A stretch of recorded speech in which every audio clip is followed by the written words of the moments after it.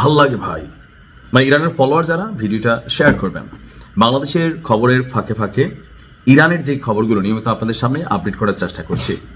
গতকালকে একটা নিউজ দিয়েছিলাম যে মার্কিন প্রেসিডেন্ট ডোনাল্ড ট্রাম্পের জাস্ট একটা নির্দেশনার অপেক্ষায় আছে কে?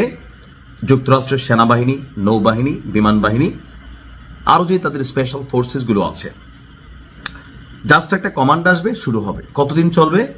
2-1 দিনের না, বলা হচ্ছে এ যাবৎকালীন আমেরিকা ইরানের বিরুদ্ধে যতগুলা অভিযান চালিয়েছে সবচেয়ে দীর্ঘস্থায়ী এবং কঠোর অভিযান পরিচালনা করা হবে। তার মানে একটা বড় ধরনের যুদ্ধ এখানে বাঁধতে যাচ্ছে। তো এই খবর শুনে আমরা তো টেনশনে, কিন্তু ইরান কি টেনশনে আছে? না।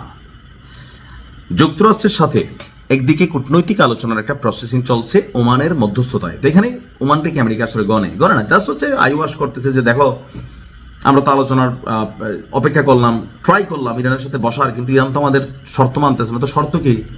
পারমাণবিক প্রজেক্ট ক্লোজ, ক্ষেপণাস্ত্র মিসাইল উৎক্ষেপণ ক্লোজ, এই যে তেল গ্যাস বিভিন্ন বিষয় এগুলো আমাদের কাছে দাও, তোমাদের দেশে আমাদের বাহিনী থাকবে। এগুলো তো ইরান মানতেছে না। এখন যখন আমেরিকা এই লেভেলের রিয়েকশন দিচ্ছে, অপরদিকে যুক্তরাষ্ট্রের সাথে কূটনৈতিক আলোচনার মধ্যেই আপনার নজিরবিহীন এক মহড়া চালিয়ে বসেছে ইরান।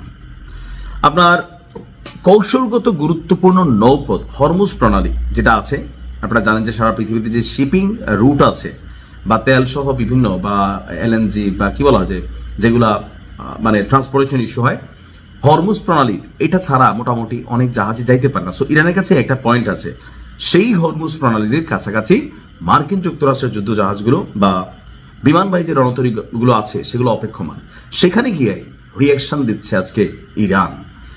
দেশটির বিপ্লবী গার্ড বাহিনী, রাজকীয় বাহিনী যাকে বলা হয় আইআরজিসি, তারা এক নজিরবিহীন সামুদ্রিক মহড়া চালিয়েছে। ইরান এক দ্বিমুখী কৌশলের বহিঃপ্রকাশ ঘটিয়েছে বলে মনে করছেন বিশ্লেষকরা। কেন? একদিকে দেশটির শীর্ষ কূটনীতিকরা যুক্তরাষ্ট্রের সঙ্গে নতুন দফা পরমাণু আলোচনায় অংশ নিতে জেনেভায় পৌঁছেছে একটা টিম, অন্যদিকে ঠিক সেই মুহূর্তে আবার হরমুজ প্রণালীতে মার্কিন যুক্তরাষ্ট্রের যে বিমানবাহী যুদ্ধ জাহাজগুলো আছে সেগুলোর সামনে একটা বড় মাপের সামরিক মহড়াও পরিচালনা করছে। ইরানের রাষ্ট্রীয় গণমাধ্যমের প্রতিবেদন অনুযায়ী ওয়াশিংটন অর্থাৎ আমেরিকা এই অঞ্চলে তাদের সামরিক উপস্থিতি জোরদার করার পরপরই আইআরজিসি হরমুজ প্রণালীতে তাদের নৌ যে মহড়া আছে সেটা শুরু করেছে।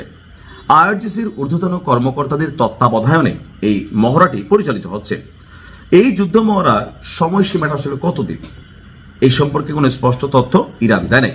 তবে রাষ্ট্রীয় টেলিভিশন বলছে যে এর লক্ষ্য হলো এই হরমুজ প্রণালীতে সম্ভাব্য নিরাপত্তা এবং সামরিক হুমকি মোকাবিলায় যে নৌ গার্ড আছে, আইআরজিসির যে টিমটা আছে তাদেরকে প্রস্তুত রাখা। ইরানের কট্টরপন্থী রাজনীতিকরা বারবার এই প্রণালীটিকে বন্ধ করে দেওয়ার হুমকি দিয়ে আসছিলেন।